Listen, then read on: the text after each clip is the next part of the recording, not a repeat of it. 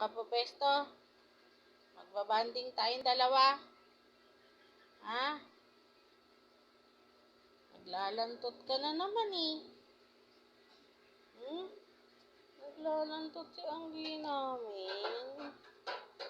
Gusto ng kalaro. Gusto kong kalaro, Anggi. Sarap.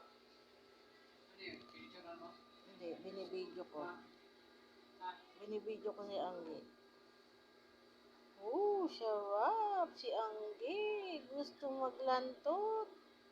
Lolontot naman. Tinutubak pa ka na naman eh. Ganto na lang tayong dalawa.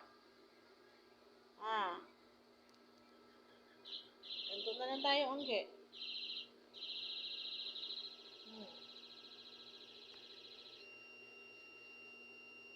Gusto mo na lang, lantot-lantot na lang si Anggi. Samsa ka naman dyan sa pwesto mo eh.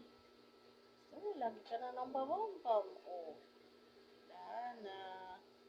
Antok na si Anggi. Anggi. Relax mo na. Opo. Gusto naman ng bata. Gusto lagi lantok.